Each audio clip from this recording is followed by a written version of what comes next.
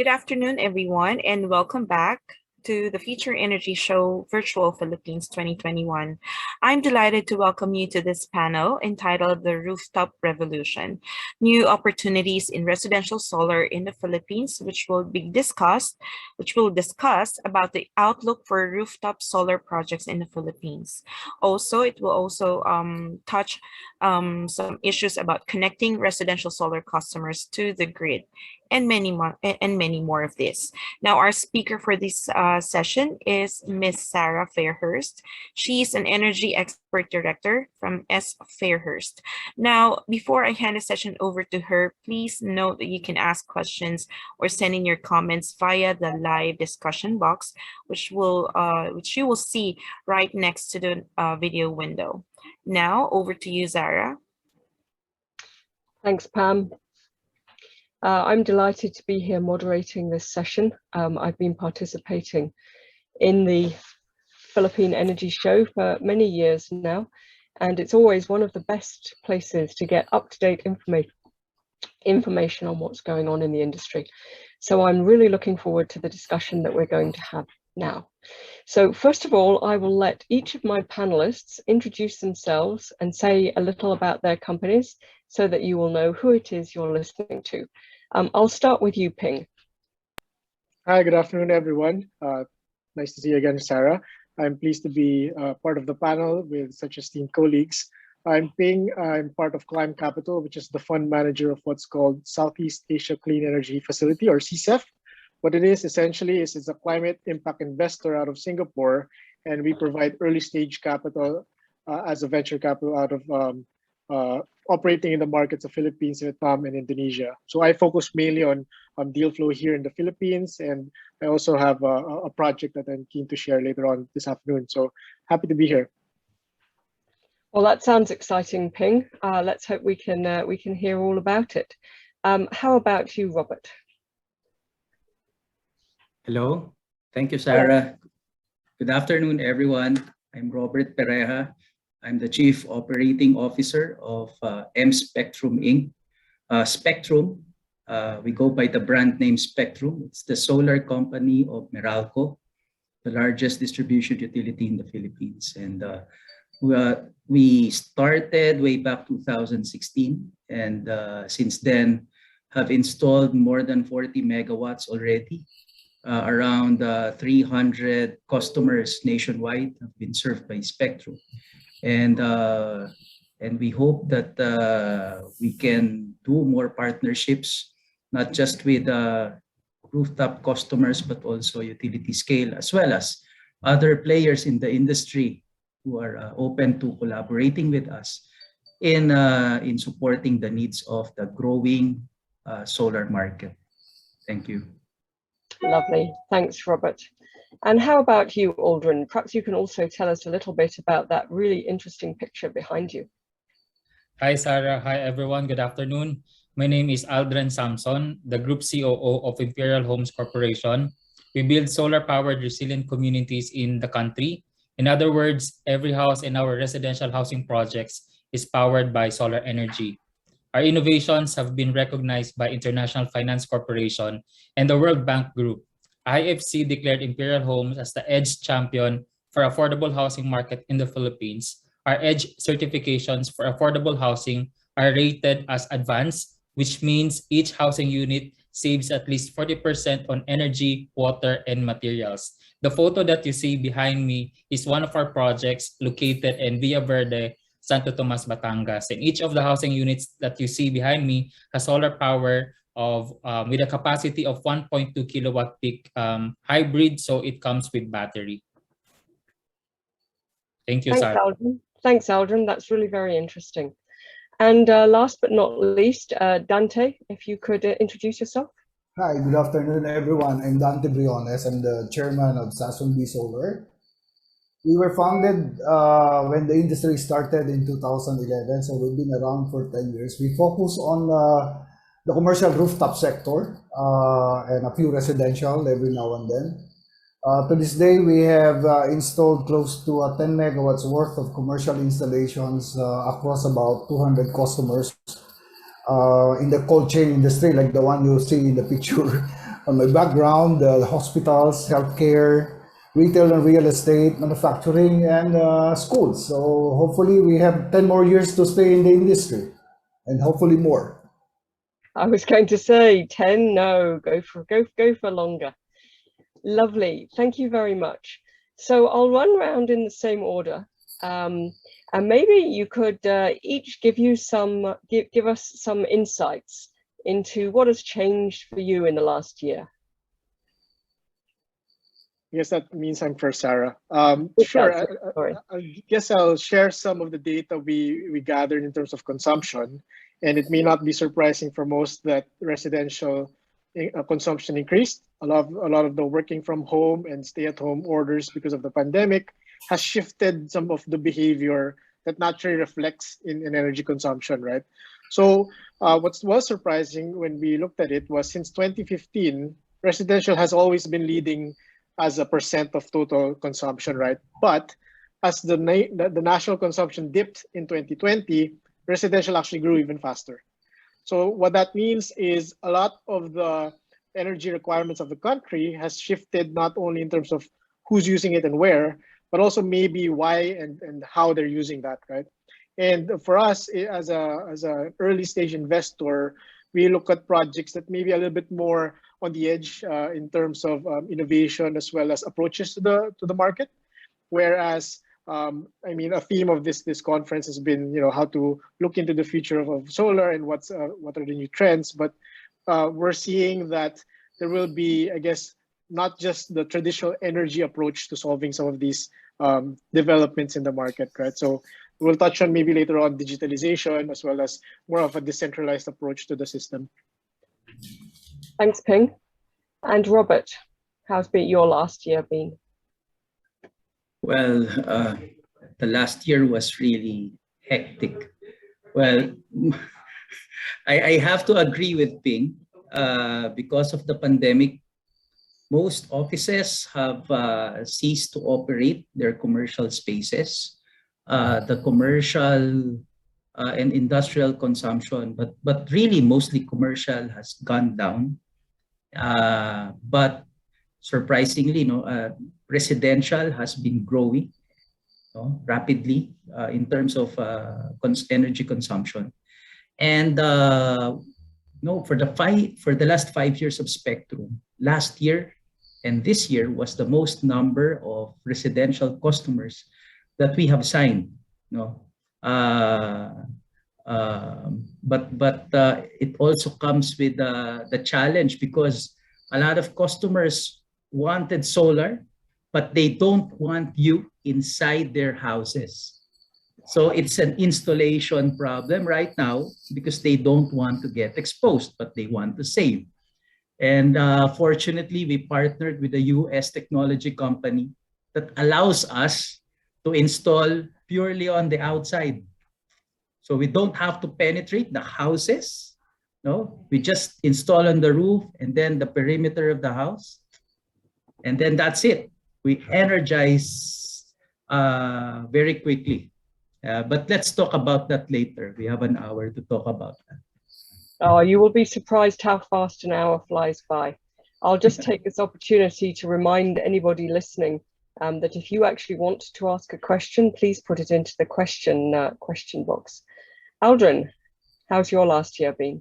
Well, the pandemic has changed the way we do business forever. At Imperial Homes, we are heavily invested in two mature industries, real estate and energy. And as these two industries navigated to volatile, uncertain, and complex and ambiguous world in 2020, we see two major changes. The first one is the digital pivot. Many companies underestimated the value of digital transformation. Even clients are also going digital. Whether you are involved in business to consumer, business to business transactions, we cannot really discount the fact that our clients are now even more selective than before. They look for better options to solve their pain points. In our case, we see this somehow as an opportunity to position ourselves as the country's primary property technology developer, incorporating green technologies such as solar into building projects. The second one would be the emerging interest for sustainability. We have seen an increased awareness of sustainability. Same with Robert. Many residential customers are now trying to find ways to install solar panels so they can save on electricity cost. An example is so they want to have these more solar powered communities, because we are also approached by various residential developers in the market. I won't name names, but a lot of demand from the residential side. They now look for solar solution in the housing projects that they wanted to buy. On the government side, we are happy that there are many advancements. Example, from a green residential financing from National Home Mortgage Finance Corporation, which actually finance solar solution package as low as 3% up to 30 years. So it's really an excellent way of supporting solar energy, because from our perspective, financing is also a key for this to fly and be adopted by a lot of real estate developers. Thank you, Aldrin. That's very interesting. And again, last but not least, Dante, how has your year been? We have a slightly different experience than the others in spite of COVID, although I can tell you the challenges that we had in COVID. And I think it's because we are very focused on certain industries, and we were fortunate that we are single-minded about the cold chain industry, the supply chain industry, the hospitals. And so, in spite of the difficulty that the whole country and the whole world has gone through, this industry's demand for energy has not relented, right? So, in fact, we expect our installations in terms of capacity and our revenue to increase over last year, this year, no? Which is very important for us. The other thing that we've seen grow during this year, in spite of all these challenges, is the hybrid sector, both for the commercial and the residential. I agree that there's a clamor for residential, but we're not very focused on the retail side of the residential, but we are very focused on the hybrid, because there's not a lot of EPCs who are doing hybrids, and there's a very specific segment in the residential sector that are very worried about power interruptions, about making sure that as they work from home, they have continuous power without turning on their genset. That's the good news. The not so good news is in the last 12 months, the cost of PV generator system has gone up. And this is primarily because the PV module cost has gone up between 20 to 30% in the last 12 months. And the cable prices, because of the copper prices increase globally, has increased up to 40 to 50%. So there's an uptick on the overall cost per kilowatt peak of solar PV installations. But the most difficult part, of course, is the logistics and supply chain challenges that's being met right now in terms of bringing the goods at the right time, at the right place, and sourcing it. It's never as fast as it was before all these problems about COVID. So there's good news, there's bad news, but we're very fortunate enough that we're in good shape. Well, I'm glad to hear that. It's very interesting to see a bit of a different perspective from the pure residentials. Okay, so I think actually most of you have actually covered. I was going to ask you the impact of COVID, but I think it's very hard to differentiate your last year from COVID. So if anyone actually has any other specific COVID related comments, feel free to raise your hand. Otherwise, I think we'll skip forward. And look in a bit more detail about some of the barriers that you're seeing to rooftop investment or implementation. Okay, I'll keep going in the same order, otherwise I'll confuse everyone. Ping, your thoughts, please. Sure, Sarah. And I think just to take a step back, not specific to solar, people need several ways to be convinced to make a decision, right? Whether it's a rational appeal or an emotional sell, or maybe something along the lines of an authority figure, expert telling them that something is the right decision for them, right? So one of the things that when we talk about barriers to adopting solar is how we're engaging customers or potential consumers of this technology. So one of the things that we see in the retail and residential space is, if you compare it to CNI, which is really more of a business decision in most sense, there's also a personal aspect to like households decision making. There's a discussion between the owners of the house and why it's worth their time anyway. So I think in terms of barrier, it's the way that while solar is interesting, electricity itself is not exactly something everyone is quite familiar with, both on a technical or practical level, but also in terms of, financially or like the commercial aspect of it, there's just so many pieces that someone has to put together, right? So I'll end that thought in the sense that maybe a few decades ago, this was the same situation that the auto industry faced when transportation was like something people really knew they wanted to do, but the car was just too complicated with so many moving parts and like literally moving parts, right? So possibly the barrier to address is like how customers are able to wrap their heads around adopting a new technology along those lines. That's very interesting. I did some work with the IFC, well, must be 2 years ago now. It was just before the pandemic, and they were looking at barriers. And customer education really did seem that many customers still see solar as being the very expensive technology it was 10 years ago. So it's interesting. Robert, what do you think? Have you seen customer education as being a barrier, or what other barriers are you seeing? Well, firstly, I'd like to add an input about the effect of COVID.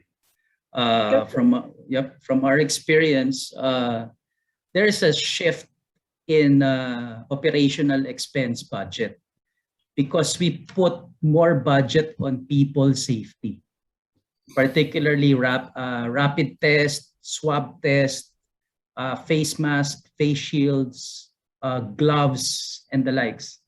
The cost of doing installation has increased also because we had to make sure that our people don't get sick, and most importantly, our customers don't get infected. Now, as a barrier to answer that, one thing, Ping was again correct about not just the science behind the solar installation, but also the politics. No, with a corporate, it's okay. It's economic sense. There's a MANCO meeting. It gets decided. In the household, there's the politics between the husband and the wife. The husband wants to get into solar because he computes the savings, he makes the proposal, and then presents to the wife. Now the wife answers back, "What, can you install that without touching my very beautiful Spanish tiles?" Then there's a debate. Okay, which lengthens the negotiation process or the decision-making process, no? But on a more serious matter, structural integrity of the roof has been the most challenging barrier that we've encountered because a lot of corporates, industrial plants, households, they want to put solar. But when we look at the roof, especially the old ones, more than 15 years old, it needs structural retrofitting. And if you add the cost of structural retrofitting, wow, it will not make economic sense anymore. And the last barrier I could say is the processing of the LGU permits. It's a long list of documentary requirements wherein even the businesses, may not have that complete set of documents anymore. And of course, what more with the residential or the households, they may not have that same set of documentary requirements anymore to merit LGU permits or LGU requirements. So those are, for me, the pressing barriers right now.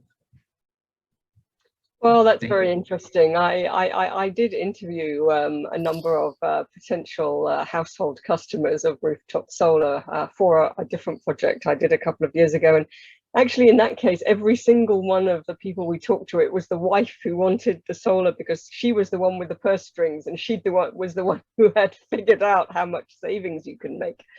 And these houses definitely didn't have any pretty tiles. So Aldrin, what about you? I'm assuming that you build beautiful houses that have enough roof strength to carry your panels, and is it the wife or is it the husband? In our case, we have a building technology integrated in property development.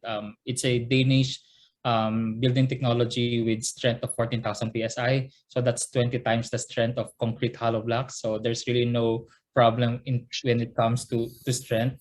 But in terms of barriers, for now, we see the physical restrictions brought by COVID as barriers to increase residential rooftop implementation in the country. As agencies implement remote working arrangements, loan documentation and permit application processes, as also highlighted by Robert, have taken longer time than pre-pandemic levels. So at Imperial Homes, we try not to see this as barriers, but opportunities for inter-industry collaboration. So navigating the negative impacts of COVID requires for us a whole of nation approach. And that's what we thought of when we founded PropTech Consortium of the Philippines. So this nonprofit organization aims to have a close collaboration between real estate industries, digital experts in the country, for example, fintech, and even other technologies like renewable energy options, for example, solar. And we believe that there will be more renewable energy technologies coming up in the future. So we wanted to create an organization that will actually advocate for more collaboration among industries. So we believe that collaboration between industries are needed so that we can move towards a better normal that overcomes all these barriers. Or somebody can just figure out that you really don't need LGU approvals to put a few panels on something roof. Very true. Very true. Kante, what about you? What are your barriers? I think you're Well, seeing. let me start with COVID, Sarah, because we were hit very, very hard, especially in the first 4 months of the lockdown. Companies like us are financed by the banks, and we have 4 months of expenses without revenues. So that was tough. Fortunately, we were over that. And then when we started to mobilize, as Robert was saying, the cost just ballooned because you have to do all the tests. And our projects are nationwide.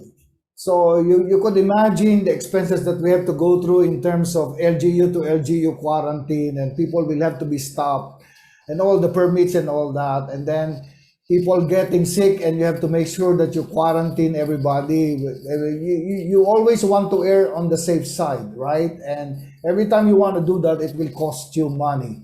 So the installation cost really ballooned, and all that the timelines and what you used to do a lot of planning and all that just goes away, right? You do what is best, and you deal with the cards that's dealt you, no?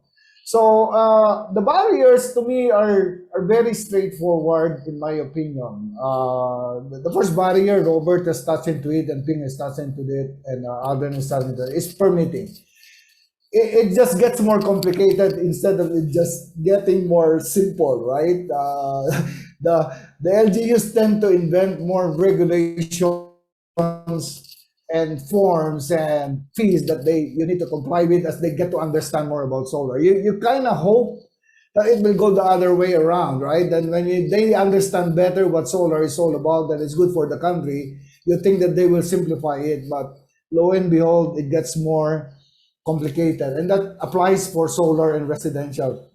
The complex regulatory requirements is just getting to be very expensive and getting to be very tedious, and to some extent it has become a deterrent to going solar, which leads me to what I think is a very important barrier, but this is mostly for the commercial.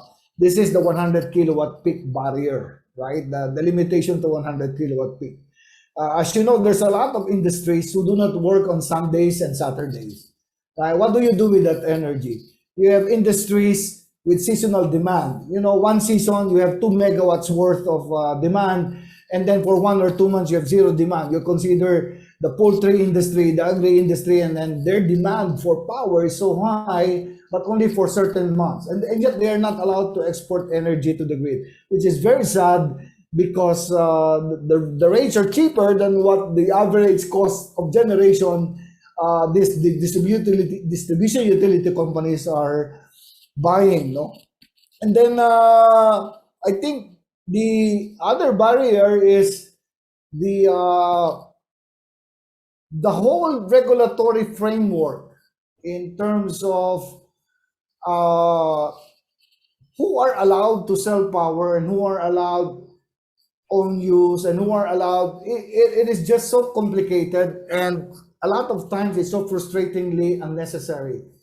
So, but in spite of that, the good news is the commercial industry and the residential industry are both growing. At least in our experience, we don't have a sales team. People go to us. We don't have a marketing team. Our customers just go to us, and that's very fortunate of us. Now, the other important barrier to the growth of companies like us, I mean, I'm not talking about Meralco who are flowing with money out of their ears, right? Is financing, right? When you do an industry like this, when you do embedded generation, there's a lot of legitimate companies who are able to support the commercial sector and the residential sector in terms of technology, in terms of engineering, in terms of design, in terms of making sure that the whole setup of the solar PV generation system is the best suited for the residents, for the house. But financing is a challenge, right? And this is not just for the solar industry. As you know, funding for small business in the Philippines is not as good as the other developed countries. So I hope the companies like Ping is working with, and that whole ecosystem of financing companies can come up with a more palatable financing scheme so that small companies like us are able to fight tooth and nail in terms of funding our projects. That's all, Sarah. That's pretty insightful. I would comment on your issues with the electricity industry. When I look at it with a large electricity industry perspective hat on, if the 100 kilowatt barrier wasn't there, then rooftop would be able to sneak in and sell all of its electricity and wouldn't have to go through the competitive selection processes that everyone else has to go to. So I can see that there is there is an element of level playing field going on here, because I mean some of your comments are not comments that you would get from somebody who was actually playing at the big end of town. But on the other hand, if you're at the little end of town, these niggles and red tape really cut into the margins because you just don't have the teams to deal with them. So it's a pity we can't find a more sensible option. Yeah, now, and we don't pay corruption money, so so that makes it doubly difficult for us. Yes. Well, I'm sure none of us pay corruption money. I always work on that theory. But the financing, that really is a struggle. Now, Ping, what do you think? Are there things that you can do to help this in the Philippines?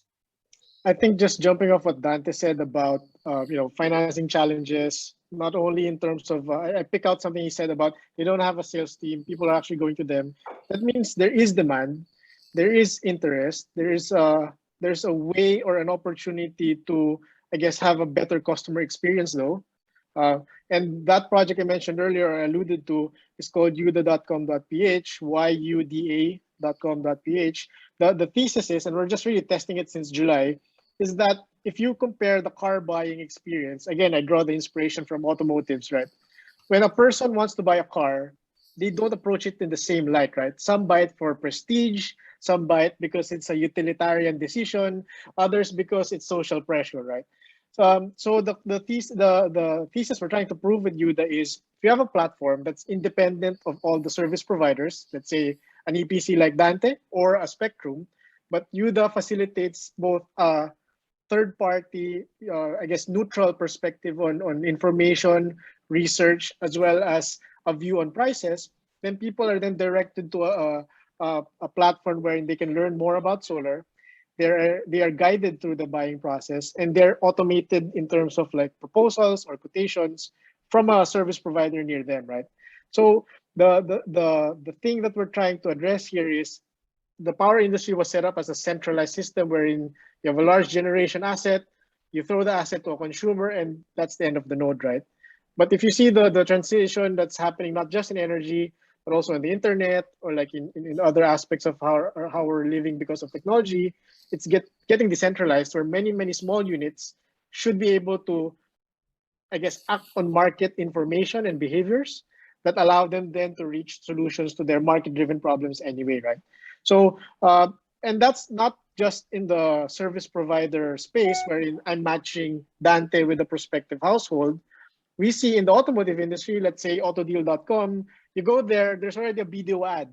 You can automatically calculate how much to finance your car on the website itself, right? So in the long run, the thesis that we want to play out is as more people want to, I guess, shop for solar, adjacent industries like banking, financial services, or even other packages related to the technology may have the opportunity to collaborate more directly on a platform, right? So who's going to verify if people come onto your platform? Are you going to verify that they're trustworthy before they're allowed on? Initially, yes. The idea is we want to curate who gets to be listed depending on, I guess, past track record. And it's a very small industry for now. So like Aldrin's already on, and we're keen to invite a lot of our colleagues in this conference.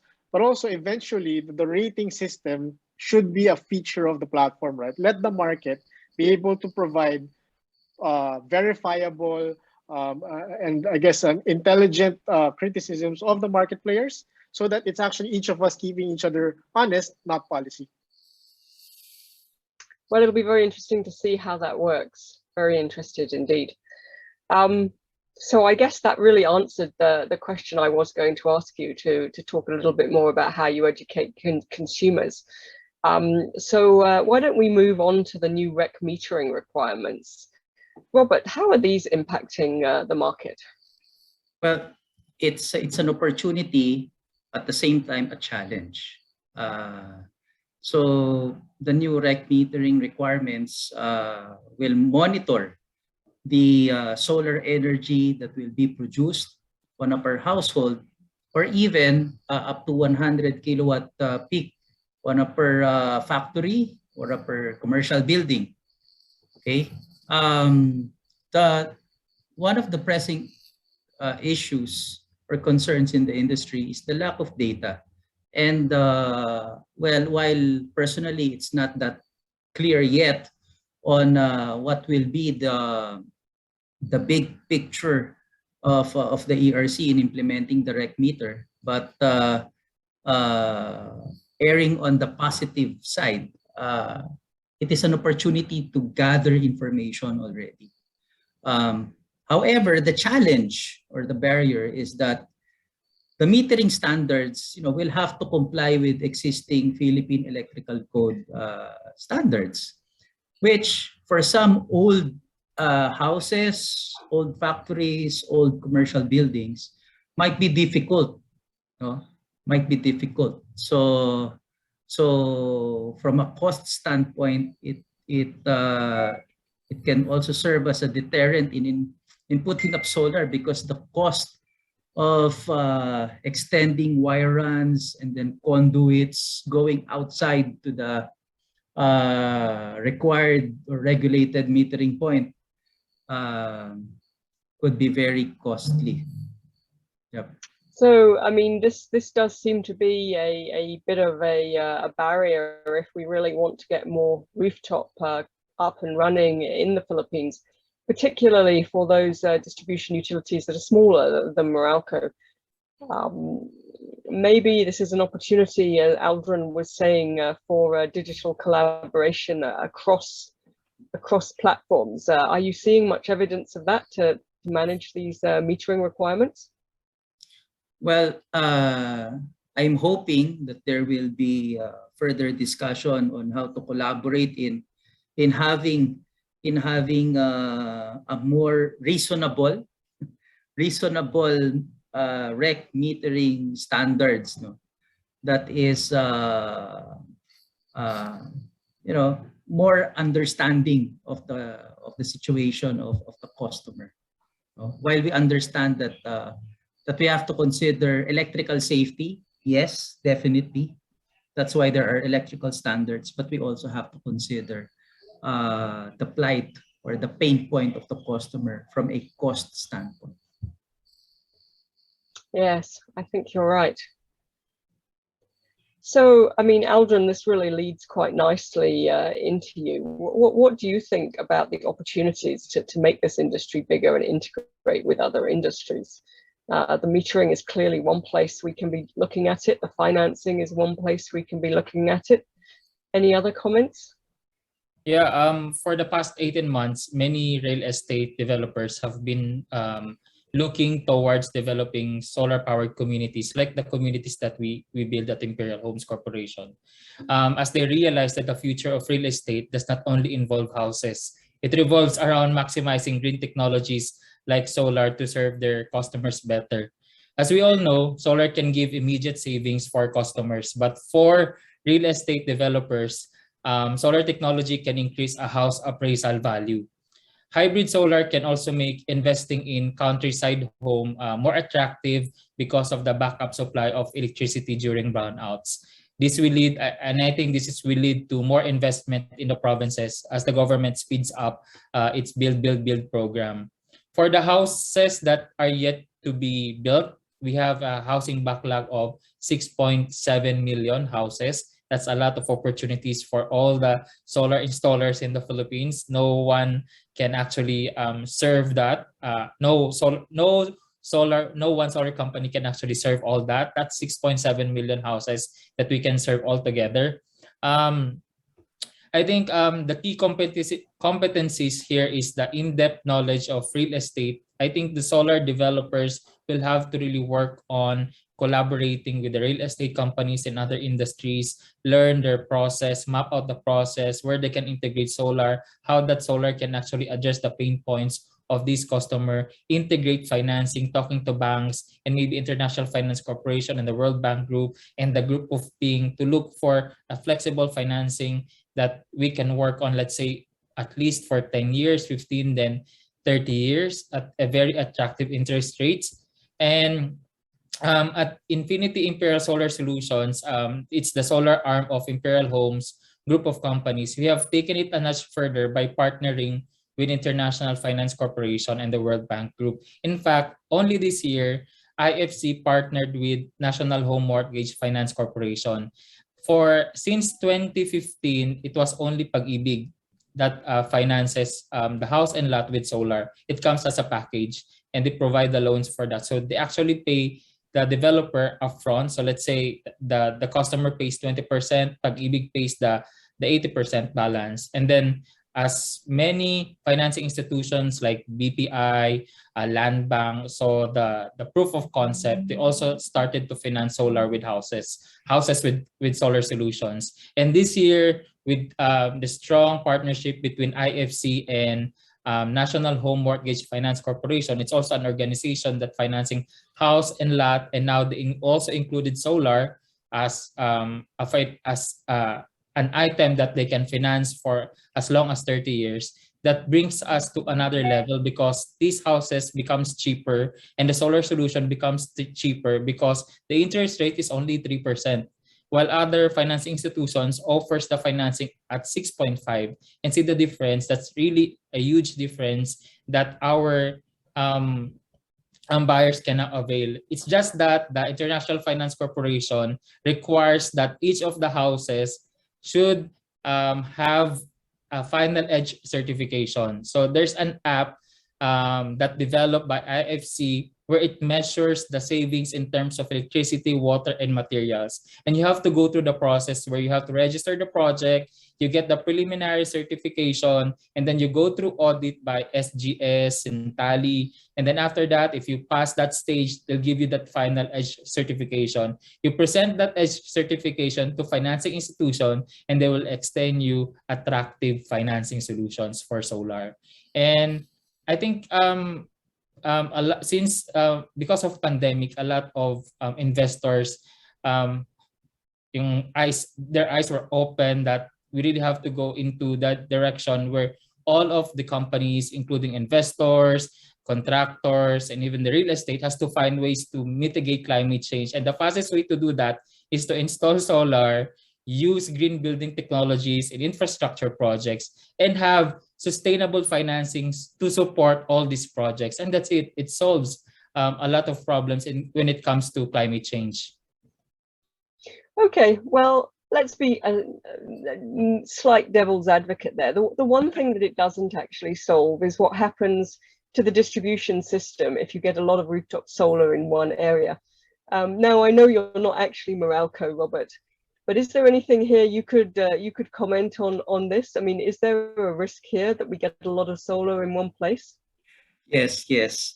You know, I was holding back to mention anything about it, but you know, Sarah is so good. I have to commend you. You really forced me to bring it out. Okay. Okay. Why control solar penetration? As we all know, the distribution utility is highly regulated.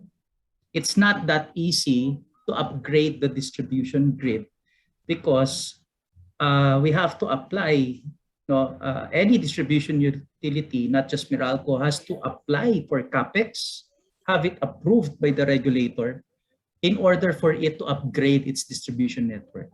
That's why it's taking care of the power transformers and the distribution network regarding solar penetration. Because solar, it's not like a genset or a fuel-based plant wherein the output is consistent. You have a bright sun now, a cloud passes by, covers sunlight, it drops, right? Now, it hurts the distribution network to a certain extent. Not to mention, we use inverters in converting DC to AC. And inverter technology contributes harmonic distortion. No, the same with your inverter aircon, your inverter TV, your inverter refrigerator, everything inverter. It contributes a certain level of harmonics. And you'd be surprised, there are some households that want to apply for net metering. No solar yet. No solar yet. The harmonic level is already above the charts. No solar yet. So if we put solar on top of the roofs and they turn it on, it will further increase the level of harmonic distortion. So yeah, I try to laymanize it as much as I can. But those are the things from the other side of the coin. You know, why we have to take care of the distribution network, because we don't want the high level of harmonics to damage your household appliances. We don't want brownouts because the grid, gets affected negatively by such a high level of solar penetration. So what you're really saying here is that you don't want those people who are gaining all the benefits of not paying for their electricity because they've got solar on their roof to increase the costs, the inconvenience, and the brownouts for all of the consumers who don't. Yeah. How do you see a path forward? I mean, there has to be. I mean, I agree with Aldrin. I agree with everyone here. Solar is the way forward, or one of the ways forward. So we have to find ways to manage these problems. Is this something that Meralco is working on? Yes, definitely. That's why hopefully, Meralco has a very serious and solid sustainability program, and no less than our Meralco president and Spectrum chairman, Attorney Ray Espinosa, is an advocate of solar. We want to put renewable energy, and we even created another company called M Green to develop more solar farms. Okay, so we're a fan of solar, and we are hoping that the CAPEX being proposed improve and upgrade the distribution grid, gets approved, no, so that in the future more solar penetration can be accommodated. But we do want competitive solar penetration. So I think one of the issues that I've often heard in the market, sorry, I don't have any questions here from the audience, so I'm just going to ask the kind of questions I'd love to ask if I was in the audience. And we've got you here, Moralco, Stroke Spectrum. Do you think that the fact that the largest distributor has its own solar arm is a barrier to the competition of the other smaller players? I'm going to let the other two make a comment after you answer this. Honestly, no, it's not. It's not meant to be a barrier. It was never a barrier, because we had to fight tooth and nail just to win contracts within Meralco itself. We had to do a competitive selection process, just to win a contract. Even within the larger scope of the Metro Pacific group, wherein Meralco is part of, we have to bid competitively. So it's really fair play. Even the amount of money that is given to Spectrum, it's not unlimited. It's not overflowing. I have to run this company like any startup company would have to run theirs. It's part of Meralco's corporate governance policies, of course, that fair play should be followed. Okay. Dante, it almost looked when your picture disappeared like you were running away from me asking difficult questions. But did you have any comments? I've just realized that the participants have put all their questions in the chat, which is why I couldn't see them. So I'll give you a moment to answer that, and then we'll come and see if we can pull some questions out of the chat. Let me take the higher field here in terms of answering that question. I think we should let the market forces decide where the future is going to be. The last thing you want to see happen with a wonderful technology that's solar is to have it over-regulated and have it controlled by a few companies, right? Who has the financial muscle and the political muscle to be part. I mean, I'm not saying any bad thing about any current energy company. It's just the way it is, right? When you have regulation in any industry, then it becomes a semi-monopoly, right? Solar is beautiful because it allows independent companies to be able to have embedded generation capacity. And I fully agree with the DU's concern about grid instability and distribution instability. But for God's sake, solar is only 1% of our power generation capability, right? Now, exactly. But you have to believe in science and the engineering. Germany went through that same process. Right? Germany went through the same problem, and they were they import a lot of electricity from France when they can't cope with the fluctuations in their own system. But you have to let the market forces dictate it, because if the cost of those issues is being far outweighed by the benefits of getting green and the benefits of getting clean energy, it is a worthwhile investment. Right? Let the engineers do their jobs. Let the scientists do their jobs. It is not a problem that cannot be solved by science, right? But we have to let the regulators put the basic rules, cast away the monopolistic regulations. You have a lot more faith in the regulator than I do, honestly. But it is what it is, right? But the nice thing about the current market is that in spite of all these shackling regulations that are inhibiting the growth of the solar industry, you know what? Businessmen are creative, right? They find a way to make sure that they get around the rules without violating them, right? Because Yeah, that's exactly why we need very, very clear rules that focus on what's important, not exactly, red tape. not red tape. Don't make it complicated, because the private sector is a very smart private sector in this country. We have gone through a lot of problems and we are still all around. But we're good businessmen in general, right? But please set the rules, set fair rules, and then get out of the way. We will figure it Absolutely. out. Totally agree. Right, I finally found the questions. People have put them in the chat rather than in the question box, which is what I was looking at. So I'll jump over. The first one I see, which isn't the first one in the list, but it's a good question, is to Aldrin. He wants to know what you are doing with the energy generated by the homes that are already built but not yet sold. So are you selling that yourself, or you don't build a home until it's sold, or how does that work? So since our parent company is a real estate company for 37 years, so we map out the process in terms of pre-development, construction, until it's taken out by the banks. So we match that timeline on when we can install the solar panels. So what we do when a financing institution like Pag-ibig, that's when we install the solar panels, and few weeks after that, it can be taken out and the customer can already move in.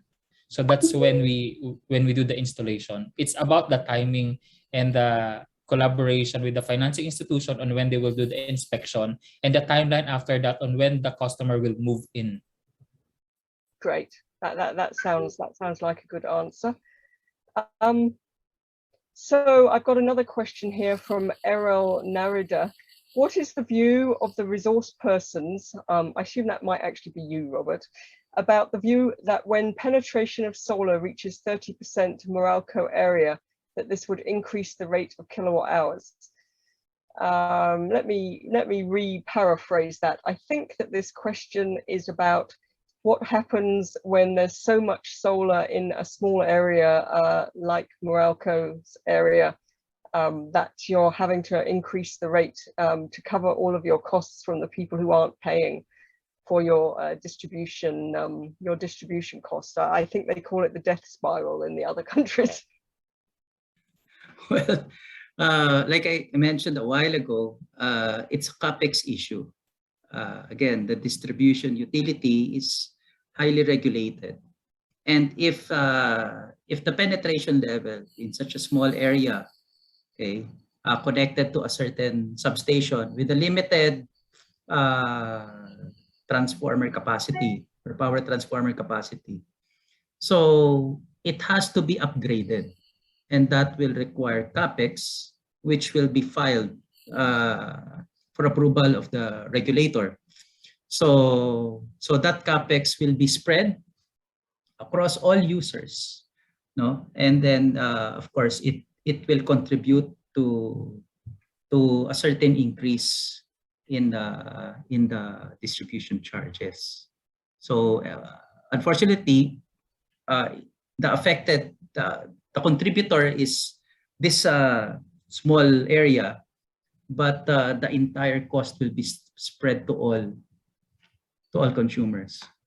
Sarah, if I may just jump in, being in my previous life, I was Robert for the other big company that used to run like rooftop solar. Using the distribution utility hat on, we're only as good as the incentives that drive us, right? Yes. And the DU, the setup is you invest in your CapEx so you can deliver energy. That's it.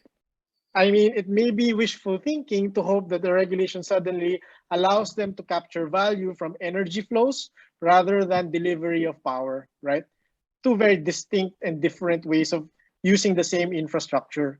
Now, I would bet, and I'm not from Meralco, but Robert confirmed that if you had the incentive and you could make a profit on energy flows, you'd want as many sources of electricity going around the grid. And I believe there's a department circular in the DOE, the Smart Grid Circular, as being sort of along that lines being discussed. But that's some ways away, right?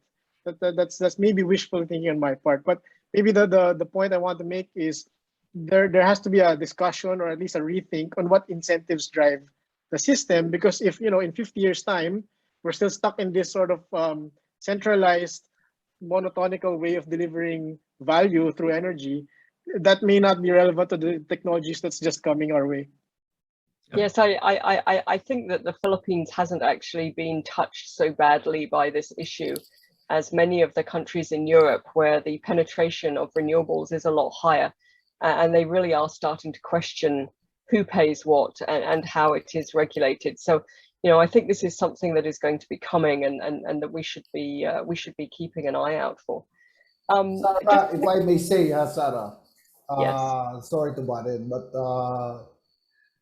this just strengthens my earlier argument that it's the regulation and the current rules that gets in the way. And my heart goes with the DUs, right? I mean, it's their heart is in the current setup of rules and regulations. But if you think about a short term, a medium term, and the long term prospect of this country, we are in deep trouble, right?